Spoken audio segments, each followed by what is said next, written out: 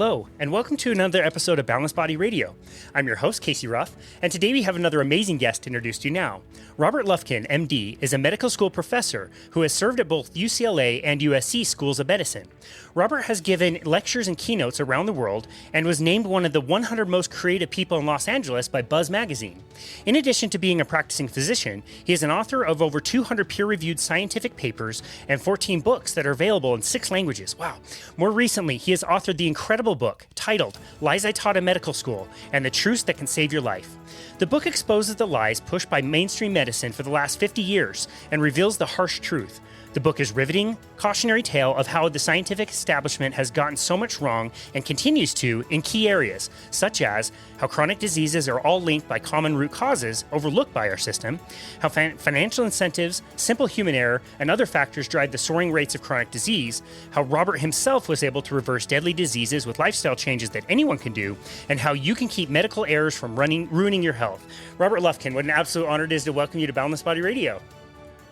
Hey, Casey, it's great to be on your show. I'm a fan, so it's nice to be here and part of it. Oh, it's such an honor to host you. We mentioned UCLA and USC, and we're here in the Salt Lake Valley, and so I'm a huge University of Utah fan, and we've had some good football games with both of those programs over the years.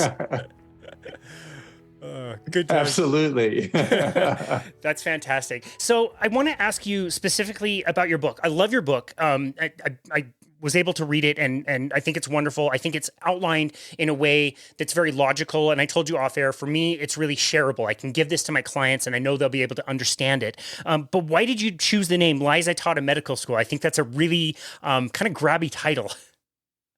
Yeah, it's intentionally provocative. It gets people's attention. You know, it's a little bit clickbaity, but I wanted to get the message out, and getting people's attention is part of it. I mean, one thing people don't realize, I think, is that there's a famous quote from one of the founders or one of the leaders of medicine, who said that 50% of what we learn in medical school within 5 years will either be out of date or completely wrong.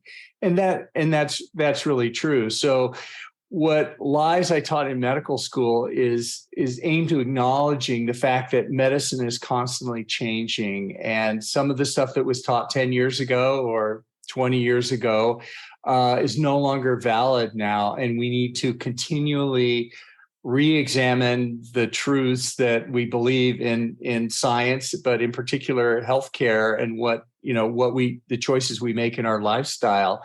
And that's the focus of this book, to get that message out there to people. That's amazing. We've hosted Travis Christofferson on our show a few times, and he wrote the book Curable. And you really get the sense of how challenging it would be to be in the medical establishment. I mean, when he's saying we've got 6,000 medications, we've got 4,000 procedures. If we talk about, even just scientific studies done in, sub-fractions of the field in the medical establishment, you're talking hundreds or thousands of studies probably coming out all the time every year. It must be terribly difficult to stay on top of all of that. Oh, absolutely. Yeah. I mean, in fact, it's impossible for any human. That's why we have, subspecialization. And even then it's still challenging. I think the interesting thing about healthcare, and I'm a product of the system. I'm a university professor. I practice medicine as part of my university position. So I'm actually a practicing physician, but I also get to teach, and I also get to do research. Over the years, my lab has gotten millions of dollars from pharmaceutical companies and all sorts of things. So I am really the establishment here. But one thing I came to realize was that the healthcare system is really unequaled, and we do a good job for a lot of things, particularly acute diseases. So if I get in a car wreck, I want to go to a hospital. If I break my leg, I want to go to a hospital. If I have cancer, I want to go to a hospital for most of the management. But one thing where the mainstream healthcare system breaks down is in chronic diseases. And by chronic diseases, I mean things like obesity, diabetes, metabolic disease, certain types of risk for cancer, cardiovascular disease, strokes, heart attacks, and Alzheimer's disease. And all those things we don't do so well on, as evidenced by the fact that the rates of those are going through the roof. There are more diabetics now, adjusted for population, than there ever have been in history of type 2 diabetes, and we're just beginning to see the effects of that. I know you talked about that a lot on your podcast as well. So that's really what book is about. It's challenging the what I've come to learn were lies that I taught and other people taught in the past about chronic diseases. And sadly, some of these things are still being taught as truths in our medical system. And many of my colleagues and physicians still believe these things to be true, which I don't believe they're true. Well, I'm glad you make that point in the book by saying, like, look, I'm a part of this, and I don't have a dog in the fight, which I really appreciate. I also appreciate the fact that as a nutrition coach, I don't have to run out and see those people who are getting in car accidents and say, like, hey, you should lower your carbohydrates. Like, I don't have to do that. In the beginning of the book, which was forwarded by Dr. Jason Fung, which is amazing, in chapter 1, you go into your own personal history, and we even mentioned in the introduction that you've had to deal with certain things in your own health as well. Can you talk about your history of, I guess, being interested in nutrition? Your mom was a nutritionist, which is super cool. And, how that got you into the medical system and how you ended up dealing with chronic diseases. Yeah, this was both, like you say, it got me in the healthcare system, but then later on it became the wake-up call that made me question my assumptions and what I later found out were lies I've been teaching. So yeah, back up. I was fortunate to grow up in a household where my mom was a dietitian. She worked her whole career in hospitals, and as you can imagine, we probably we followed the food pyramid. Basically we got rid of saturated fats. Any butter was replaced with trans fats and vegetable oils in the form of margarine. We always took the low fat option in foods. We basically did everything the government told us to do. And the healthcare recommendations were, because we were told this was the best for our health. And probably as a result of growing up with my mom, a dietitian, I became interested in healthcare, and I went to medical school, and I became a physician. Then I specialized in medical imaging, and I stuck around at UCLA, became a faculty member there, eventually a full professor. And I spent basically my whole career there. I'm now at USC, but it within either one of those institutions. And for a long time, I was writing papers. I've written like hundreds of peer-reviewed papers, did research, labs, and also practiced medicine, also taught students, and they taught me as often as not as well. And everything was going fine. And then about 10 years ago, I came down with 4 chronic diseases that I was diagnosed with. I went to my doctors, and they prescribed medicines. They said, "Don't worry, take these prescription medicines, and they will take care of you." And the only problem was, I realized these were diseases that my father had also gotten, but he got them much later in life, and he eventually died from them. I still had 2 daughters who weren't even in middle school yet. And I could do the math, and this isn't going to end well. So I began to look at in question, is this really the way it ends? And I began reading about it, and many of the people, Travis's books I read, and Jason Fung and Gary Taubes, Nina Teicholz. There's a whole list of people that are experts that began questioning some of the beliefs around these chronic diseases that I had, and then I began looking at the literature as well, and I realized that that these medicines that I was giving, these prescription drugs, were really just treating the symptoms for the disease. And if I stayed on this path and just took these prescription drugs, I would, like everyone else, they would the diseases would get worse and worse, and I'd eventually die of them. And what what these other experts that I was reading from, and what I confirmed for myself by reading the basic science literature, the actual peer-reviewed articles, was that there was something that was overlooked, and that was the value of lifestyle, and how lifestyle could actually do what these drugs can't do, and that was reverse, not just treat the symptoms, which the drugs do an okay job of, but they don't stop the underlying progression of the disease. And what I was able to do and came to understand was there were simple but not easy lifestyle changes that I was able to make in my own life that fast forward a couple years, and I went back to my doctors, and they said, I can't believe it. What did you do? And I was off all 4 prescription medicines, all 4 of the chronic diseases reversed, and now I'm basically in remission of those 4 diseases, and I'm healthy, and will hopefully live to see my grandchildren. But that was the wake-up call that made me question some of the things that I'd learned in medical school and that I had actually taught in medical school.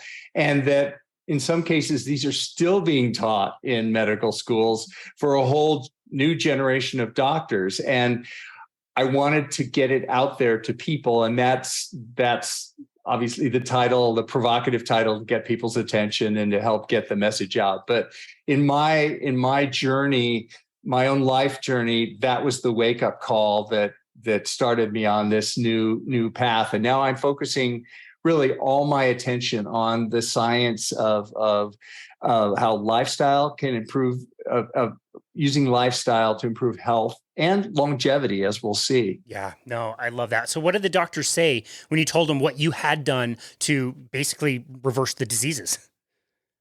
Well, it depends on the doctor. Some of them, we just said, wow, they were really open-minded about it. Others said, well, that's, what you're doing is, it's not feasible. You're not going to be able to keep it up. And, you're an outlier. You're an N of 1, which is true. I am an N of 1, as we all are. But there are studies that showed what I did works on a larger scale. It does scale across other people. But so and a couple of them were convinced, and they said, wow, I'm going to look at this with my patients. But as we may talk about, unfortunately, the healthcare system isn't set up to implement these lifestyle changes. The payments for doctors are around prescribing drugs and very short hospital visits, and the drugs treat the symptoms. And these lifestyle changes take a lot of time, and the programs really aren't in place to help implement these. Plus, there's a lot of confusion. Everybody agrees we should eat healthy.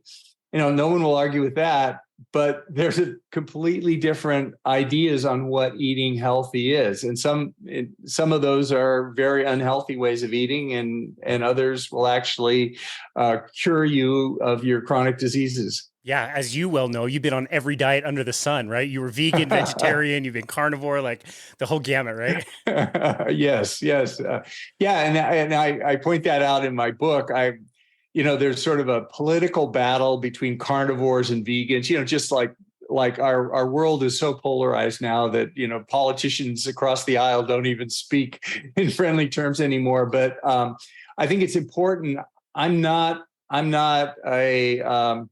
a carnivore advocate. I'm not a vegan advocate. And I've walked the walk with both of those diets and both extremes. I think you can be healthy in either one of those diets, in my opinion.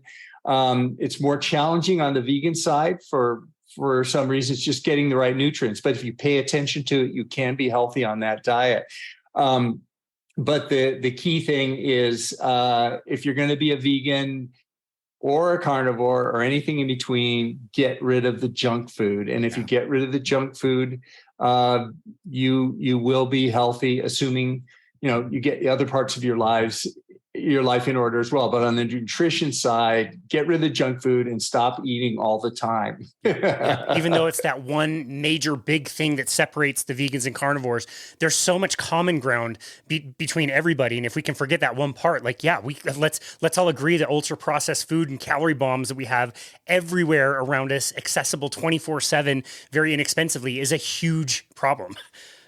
Yeah, I mean, no matter how you feel about the type of food, I think everyone will agree if you understand the physiology about eating. When we eat, we take foreign matter into our body. It's just the nature of eating.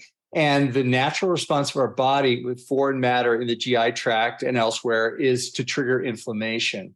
Inflammation is a major driver for these chronic diseases, all the ones I mentioned, and also for longevity itself. So every time you eat something, you drive inflammation. So regardless of changing what you eat, even if you don't change anything, you narrow the window of when you actually put food into your system, you will turn down inflammation. So I used to my mom, the dietitian, told me, eat a big breakfast and then have a snack in the middle and then have lunch, then a snack mid-afternoon, then eat dinner, and then, snack in the evening, small meals all day long. That's the healthy way. I don't think so now. I think all those meals drive inflammation, and I think nobody should eat more than 12 hours a day, and you should probably shorten that window to even less. I personally eat one meal a day, and not just because it's healthy and I believe I'll live longer, but because it makes me feel better. My brain is clear and everything like that. I used to tell everybody the same thing. They needed the meals and snacks, and they needed to prepare their food for the entire week. And you're right. It almost becomes so much easier. And if nothing else, like more convenient just to eat like once or twice a day. You're not really that hungry when you're eating the right foods. They're keeping you really satiated for so long. You have great energy. You can still go out and do all the things you used to be able to do. But now you just removed so much time and energy devoted to food. Like people go on vacations and it's centered around where is breakfast? What are we going to have at 10 a.m.? And it's like, go enjoy a vacation, like go paddleboard or something, like do something fun. You don't need to be like so focused on foods. When you're eating the right things, it becomes very easy. Yeah. I mean, I was surprised that I didn't become hungry. And I think part of that is when you stop eating, your body switches metabolic states from glucose metabolism to metabolism ketones, which is called ketosis. And when we're in ketosis, it suppresses the hunger. So I don't eat. I haven't eaten since 6 p.m. last night. It's now noon or 1 o'clock. I'm going to have dinner with my kids today, and trust me, that dinner will taste good because it's the first meal of the day. It will be delicious. Whatever I eat will be delicious. But I could choose to pick the right healthy foods because I've saved time and money throughout the day with it. Yeah, it's fantastic. I love that. So I think I counted up about 10 different lies in your book, give or take a few. And we won't have time to go into all of them today, but I was hoping we could get into a few of them and encourage the listener to go and buy your book, because then they'll be able to get all the information. All the chapters are great, and you have lots of different topics. There's a few that I really wanted to talk about, though. The metabolic lie would be one of them. Can you tell us what the metabolic lie is? Yeah, the metabolic lie was that when I went to medical school, I was taught that metabolism is just sort of the way that food was digested. That's the role of metabolism is just to digest food and convert it into energy. Since then, I don't think that anymore. I think it misses the whole point with metabolism. I think metabolism, and this is based on some discoveries that weren't made until the end of the 20th century, and are still being discovered in the first 2 decades of the 21st century.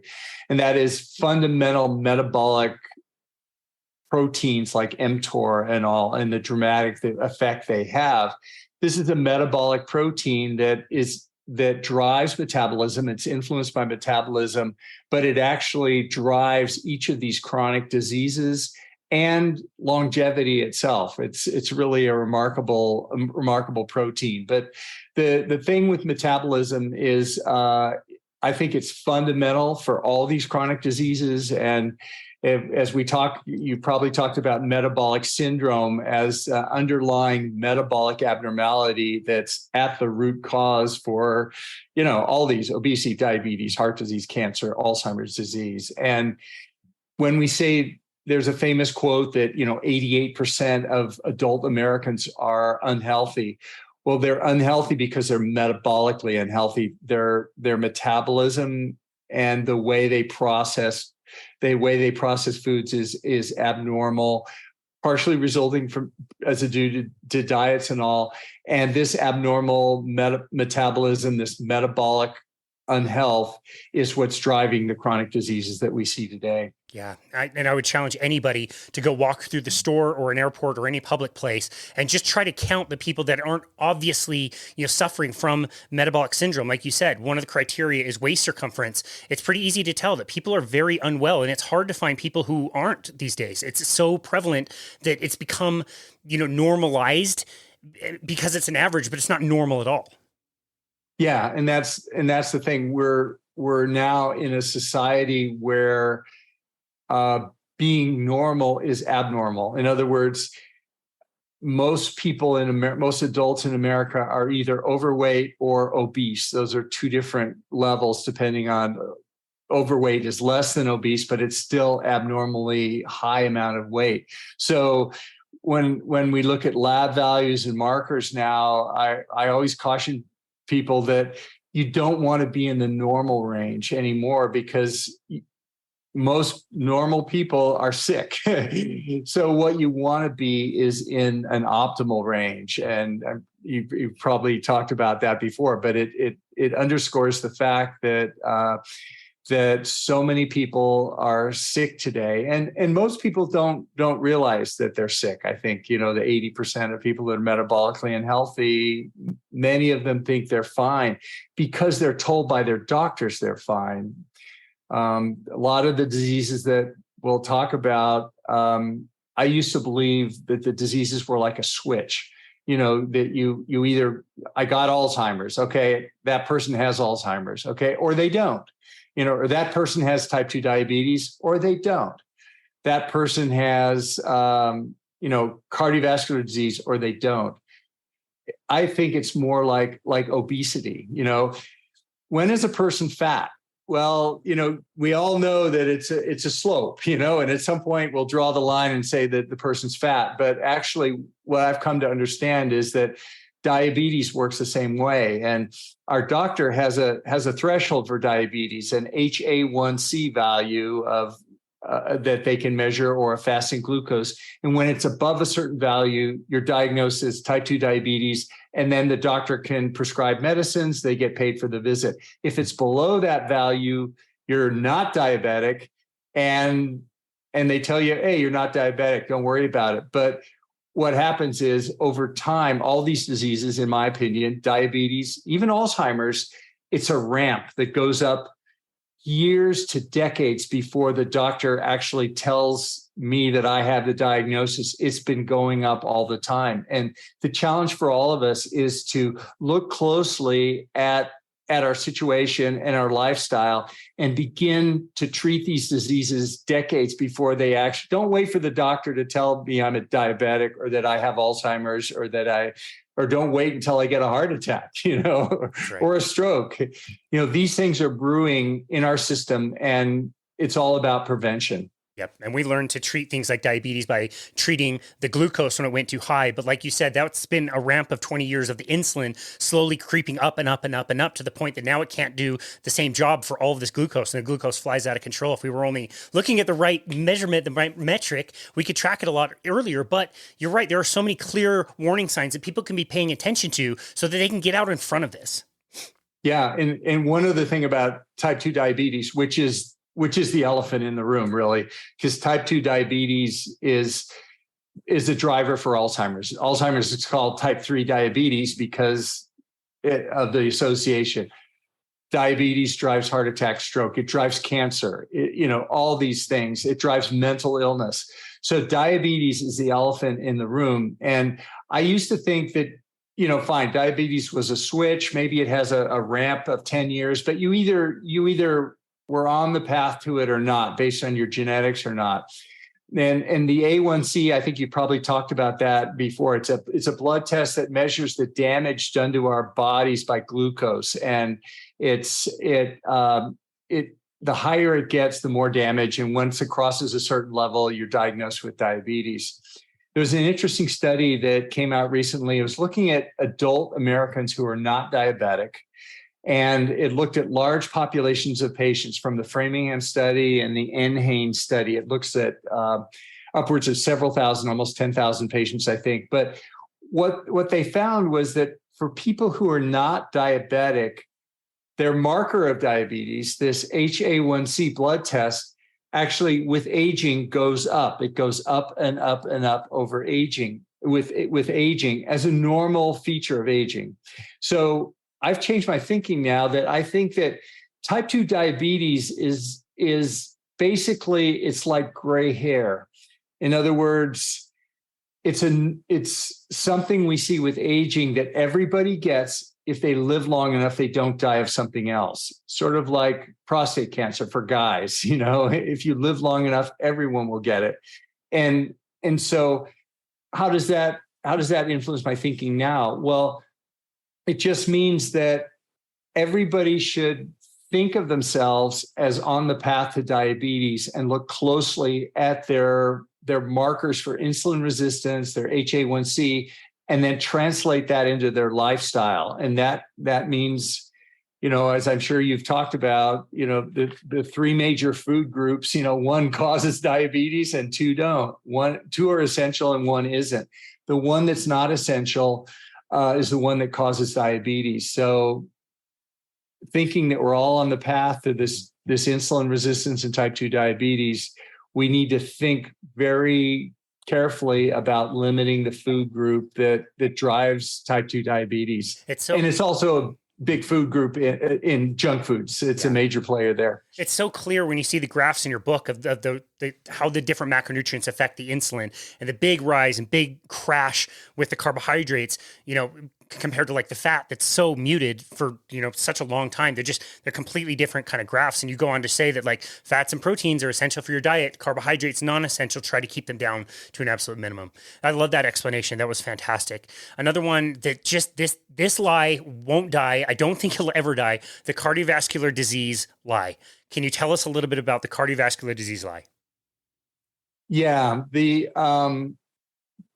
a lot of the book is about what's happened historically with cardiovascular disease and the changes in the government recommendations for food based on an attempt to control cardiovascular disease. And I think there are two lies with cardiovascular disease. One, that dietary saturated fats and dietary cholesterol cause heart disease. That's one lie.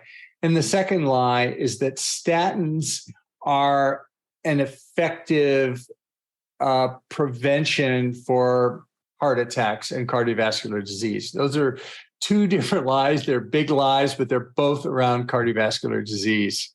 Yeah, so interesting. So what was the story behind why we thought that cholesterol caused heart attacks and that if you ate too much saturated fat, you would then get too much cholesterol?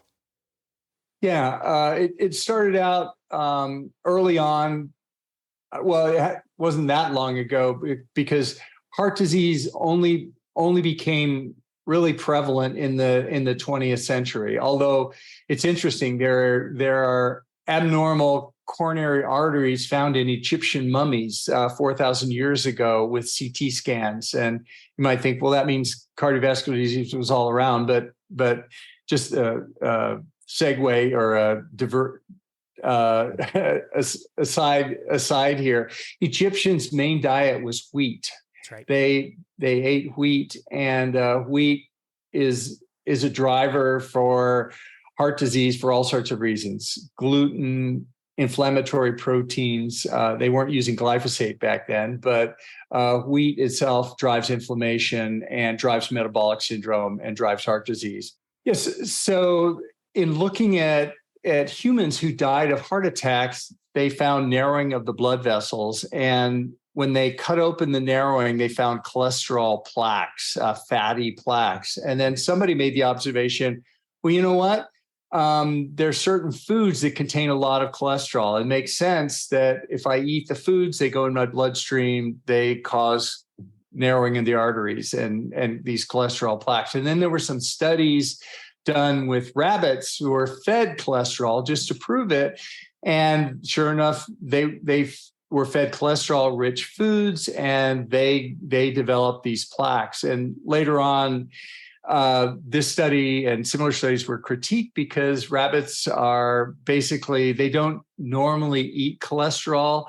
It's not part of their diet. And when they looked at other animals that ate cholesterol and they fed them extra cholesterol, they didn't develop these plaques. But it started everyone down the path. It was sort of logical. If you eat cholesterol, it goes in your blood vessels. And then fast forward, a gentleman named Ansel Keys from the University of Minnesota, he began doing a study linking saturated fat and along with cholesterol with heart disease. And he looked at several countries around the world, and he published this famous 7 studies paper that showed an association with heart disease based on the dietary amounts of saturated fat they ate, which along the same lines as cholesterol. And that was later critiqued, almost immediately was critiqued, because it was realized that there was data available from about 20 countries, and he only picked 7, which showed a straight line relationship with diet and heart disease. When all 20 countries were considered, there was no straight line relationship. And it was sort of either consciously or unconsciously, the data had been cherry picked. But at that point, he was had a very strong personality, was very eloquent. And about that time, a lot of things happened. President Eisenhower had a heart attack, and Ansel Keys was promoting lowering the amount of fat in our diet. He promoted a low-fat diet for heart disease, and it basically became the standard diet.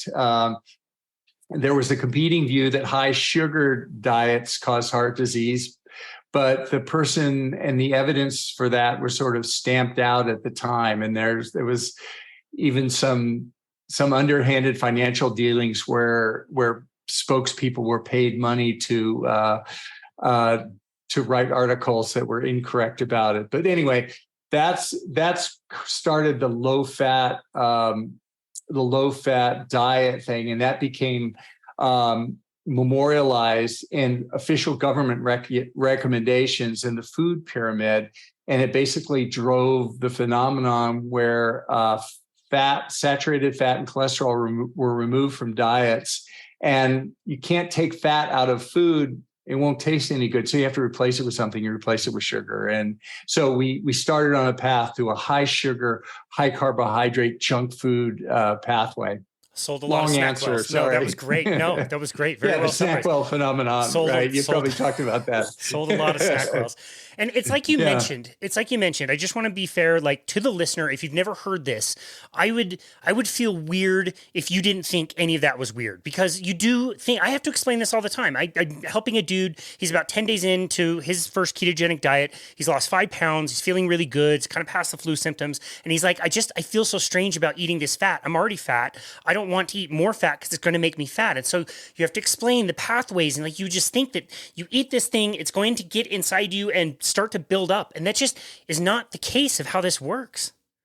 Yeah, it's almost counterintuitive. I mean, humans, we all search for simple explanations, easy to remember things. And it makes sense. If I eat fat, I get fat. If I eat carbs, I get skinny, but it's actually the opposite way around. If you want to gain weight, you eat a lot of carbohydrates, and farmers know this. And if you want to lose weight, you lose fat, you eat fat. Yeah, it is very counterintuitive, but just a few questions can sometimes break down the arguments. Like, why does your body make cholesterol? You don't even have to eat it, and your body will make it. Exactly. Why does every cell in your body need it? Why is it that we only get heart attacks in certain areas? It's only in arteries, never in veins. If the same amount of cholesterol is traveling through both systems, what's going on there? And you mentioned statins, and there's another person in our space that also is into longevity. He also published a book about longevity that was very much looked forward to this year. And it's great. It's really, really good. Save one thing that just keeps coming up, and it's all about lowering ApoB and lowering LDL cholesterol and using medications, sometimes at very young ages, to do that. It's so hard for me to get on board with that. What do you think about that? Yeah, I mean, I love Peter Attia.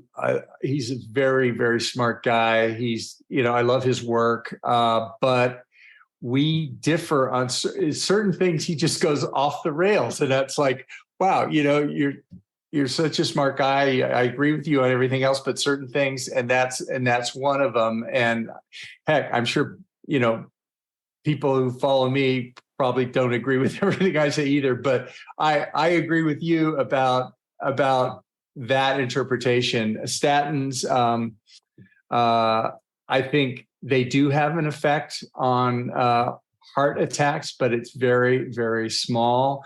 As we talk about in the book, the effect is exaggerated by showing the relative risk. in the Lipitor ads, they claim 36% reduction in heart attacks when it's actually only a 1% reduction. But the other problem with statins is the side effects are minimized, and there are a lot of side effects with statins that get underreported and are problematic. And a lot of them we don't even really understand. The problem is statins work by lowering LDL cholesterol. Well, that's their purpose. I think they work by lowering inflammation. That 1% risk in heart disease, that improvement is the fact that they have an anti-inflammatory effect. The fact that they lower LDLs, personally, I don't think is a factor. Half the people that come into the emergency room with a heart attack have normal LDLs. And if you look at the risk profile or the hazard ratios for things like LDL, it actually is very, very low as far as a heart attack. There are other things that are orders of magnitude higher, things like metabolic factors like HDL or triglycerides, other factors in heart disease, pollution, stress, LDL. I think LDL gets a lot of attention because it's one of the few things that doctors can actually treat. There aren't a lot of things you can do with a pill. Yeah. In heart disease, and statins is one thing you can do. So everybody prescribes statins. Interesting. We know that there's a subset of people who go low carbohydrate. This is not everybody. This is a far smaller minority of people who are of a certain body weight, BMI, leanness, or whatever, who have a phenomenon where their LDL cholesterol goes very, very high. Their triglycerides stay low, and their HDL, what we call good cholesterol, goes really high. And those two things are good. But the first thing really freaks people out. And learning about this subset, lean mass hyperresponders, you learn about them, and it's very interesting. And then you start to go to conferences, and you start to meet some of them and become friends with them, and like, wow, I appreciate the seeming kind of risk you're running, by doing this. I one of my really good friends, if she eats carbohydrates, her LDL will come down, but then she'll have bipolar symptoms. And so she's got a really interesting debate to make about, like, do I want to feel bipolar, or do I want to think that LDL is going to give me a heart attack one day? And so it becomes a lot more personal. But now that problem is in my house. My wife just had a blood draw about 3 months ago. Her LDL cholesterol is about 100 points higher than the range should be according to the range. Her HDL is above 100. Her triglycerides are very low. She's 29. She's really healthy. But now we have this one marker that's through the roof. And so it's now a little bit more personal that we want to get to the bottom of some of these things, for me at least, in this house. Yeah. I mean, I think it underscores that everybody's different, and everybody, we really need to substratify all these different things. And it may be that, certain types of nutritional as certain types of nutritional and lifestyle recommendations need to be personalized, individualized, and we just need more data to do it. But it's interesting. I don't know if you've had Chris Palmer on your program, and yeah, I was just talking with him, and he was saying, yeah, he had a person, he's a psychiatrist from Harvard who uses a ketogenic diet, a very low carbohydrate diet for his psychiatric patients. And he had somebody that was hospitalized with schizophrenia, and doesn't work for everybody, but for some of his patients, he found dramatic results. This patient was able to get off all medications, and the voices stopped, and was discharged from the hospital. And he went home, but he basically went to the store and found some foods labeled keto, and he started eating them, and voices came back, and the voices started talking to him, or, it was, or Heather Sanderson is another, she's a protege of Dale Bredesen in the Alzheimer's space. She runs nursing homes for Alzheimer's patients, which are really unusual because unlike almost all other Alzheimer's nursing homes, she sends patients home because they get better with Alzheimer's disease. But I was asking her about, she uses a ketogenic diet on all her Alzheimer's patients. And I go, how do you know that this even works? Why? She goes, well, doesn't work for everybody, but for some of the patients, it's really dramatic. I have this one man who I can tell when he's in ketosis because he remembers his grandchildren's names and gives them a big hug. Wow. And when he goes out of ketosis, because his diet changes, he doesn't even recognize them and just walks out of the room. Oh my goodness. It's really remarkable. Wow, that's crazy. Yeah, we were able to host Chris Palmer on the show. What amazing work he does, and his recent book, Brain Energy, was fantastic. And I do appreciate, I have no idea how you were able to tell that I was talking about Dr. Peter Attia, but I do appreciate your input, and just to be able to say, look, we can respectfully disagree about this one thing, agree about so many other things. If nothing else, he's a huge Formula One fan, and so am I, and I really appreciate that. And I love his podcast, and there's a lot of good things that we can agree about. And so I really appreciate that thoughtful answer. The last lie I wanted to talk about is kind of towards the end, which is the longevity lie. This is right in your wheelhouse. Can you tell us what the longevity lie is? Yeah, this is a fascinating thing. I mean, as I began to explore all these chronic diseases and how lifestyle would improve all these things, they specifically through the action of mTOR and other signaling pathways. But the longevity lie was most people today, even most experts, believe that aging and longevity, old age is kind of like wearing out. They use that analogy. It's like my car wears out, my shoes wear out, everything wears out, why shouldn't our bodies wear out? Well, and there's evidence for it. We get wrinkles, we get, sun changes and everything. It looks like our bodies are wearing out. That makes a lot of sense. But the interesting thing was when you look at what actually determines longevity, there's certain things that are phenotypes or appearances of aging, wrinkles, gray hair, menopause, hearing loss, periodontal disease. Those are all aging things. HA1C elevation, insulin resistance. Those are all aging things. But those things don't necessarily directly determine longevity. In other words, nobody dies of menopause. Nobody dies of gray hair. Nobody dies of wrinkles, thank God, But what people die of, you, me, everybody in the audience, or at least 90% of the audience, we're all going to die of probably about one of five things. And they're the chronic diseases I mentioned: heart attack, cancer, Alzheimer's disease, stroke. Those are the big ones. And those diseases, when you look at them as a physician on the autopsy table or anywhere else, when somebody dies of a heart attack, it's not like their heart wore out.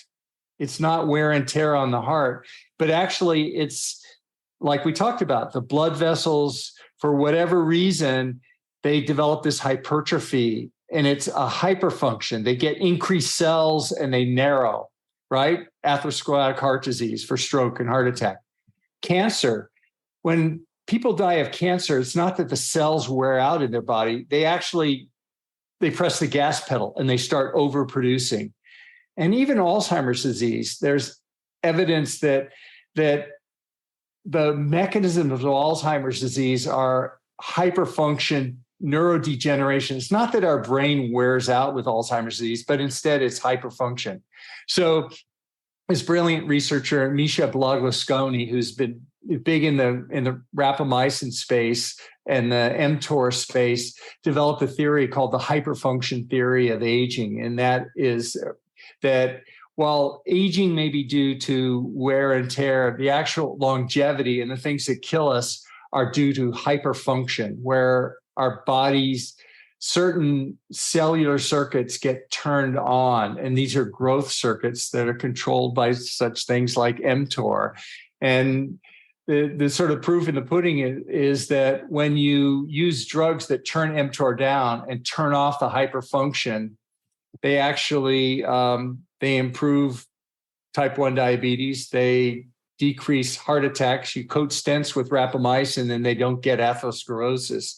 They're used for cancer treatment with rapamycin turning down mTOR. And even Alzheimer's disease, there's evidence that rapamycin and turning down hyperfunction will slow Alzheimer's disease. So there's this evidence and this fascinating idea that old age and longevity isn't wearing out, but it's actually cellular programs that cause our bodies to hyperfunction very high rates.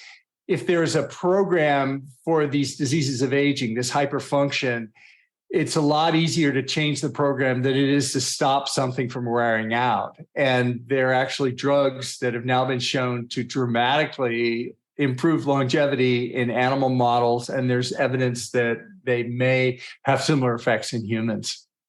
That work is absolutely fascinating. We're not going to have time to cover that today, but I would love to have a conversation with you to go a little bit deeper sometime into longevity and rapamycin and the mTOR that we talked about earlier. It's really fascinating research. I do just want to ask you, kind of on that note, you're talking about how, there's certain things that change as we age, but you don't necessarily break down over time. And I think your story is such a wonderful example of that. Go back 15 years. That's a pretty significant amount of time that you have aged. But are you better now than you were then? Do you feel younger now than you did then? Well, yeah. I mean, in my case, my N of 1, my weight is better. My metabolic factors are better. I have more energy now. I feel more youthful. Yeah, I'm better now than I was before I did those lifestyle changes. That's amazing. I think that's such a good example of really being, on the forefront and reversing some of the things that most of us deal with or call normal, the brain fog and the dad bods and all these things that most people just think is part of life. We don't actually have to go through those. And part of that is changing our lifestyle. So at the very end of the book, you talk about the plan. Can you tell us what are some of the key components that you would like people to change about their lifestyles to enhance not only the longevity and the lifespan, but also the health span? Yeah, and I just go through what worked for me and lay them out there. And they're in 4 areas that you coach also, but it's basically a nutritional component, a stress component, reducing stress, sleep, both quantity and quality, and then also exercise. And exercise is both mental and physical exercise. And I go through for each one of those and talk about what I did and give suggestions for people if they want to, try similar things in their own lives. Yeah, that's amazing. What are your favorite nutritional recommendations for people? For me, the sort of independent of what I eat was when I eat, like we talked about. So I narrow the eating window. I mean, you don't have to do one meal a day, but just maybe drop breakfast, or cut out snacks at the very least. That's one thing. The other thing you can do without even paying attention to what you eat is the food order.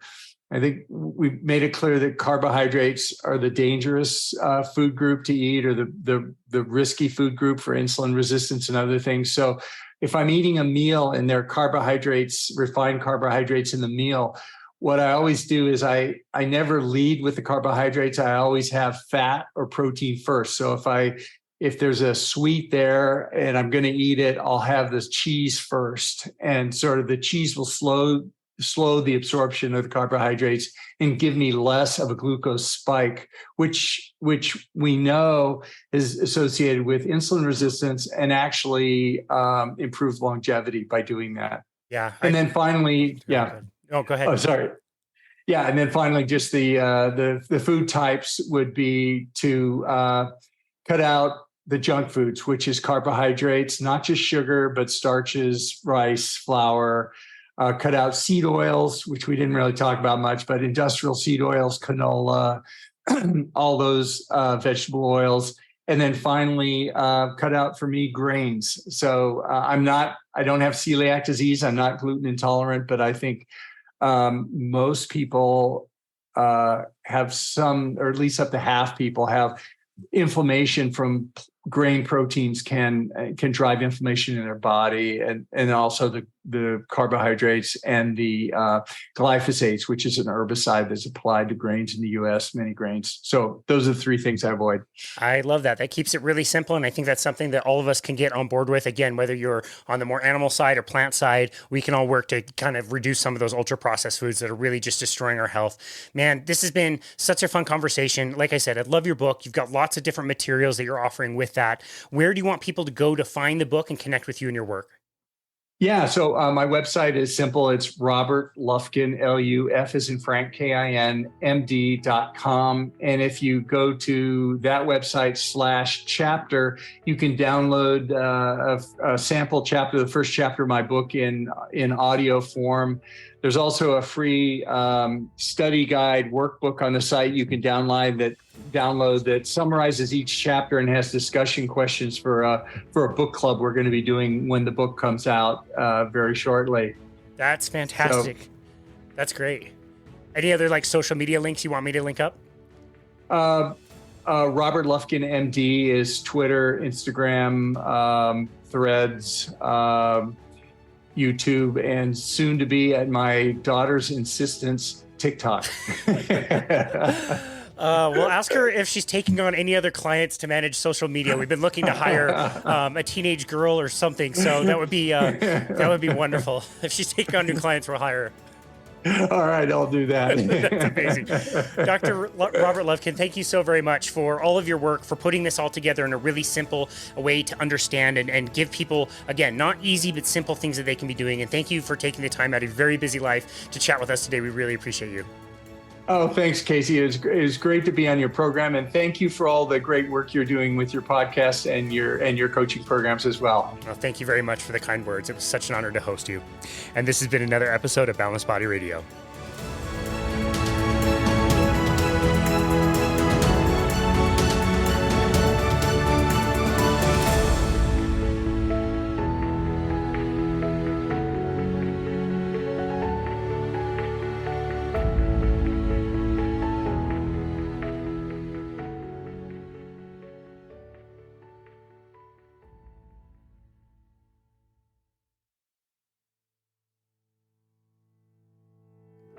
As always, thank you so very much for listening to and supporting Boundless Body Radio. It's incredible to see the podcast continue to grow and reach more people from all over. We always love seeing all the comments and feedback that you send in, and frankly, in the last few months, I've actually gotten some of the kindest messages I've ever gotten from listeners of our podcast, and it's just really so overwhelming and humbling, and I'm just so grateful for that. Our intention for Boundless Body Radio was to always put something positive back out in the world and help share a message of health to hopefully improve some lives. And I'm very happy to say that I feel confident that we are accomplishing that mission. We absolutely love connecting with people from all over the world, so please go to myboundlessbody.com and feel free to book a complimentary 30-minute session with us. We love helping people create plans to reach their health goals, but even if it's just to schedule a time to say hello and introduce yourself, or to just have a session where we can bounce ideas off of each other, we would really love to hear from you. Also, be sure to go to Apple Podcasts and leave us a rating and review, as it's a great way to help this podcast reach more people. You can also go to our YouTube channel, which I don't often talk about, and subscribe to our show, Boundless Body, where we post all of these full interviews, and I also post some shorter clips taken from these interviews that might highlight something really awesome that one of our podcast guests was talking about. So be sure to go check that out. Thank you again, as always, for listening to Boundless Body Radio. We really appreciate you, the listener, and look forward to many more great episodes to come.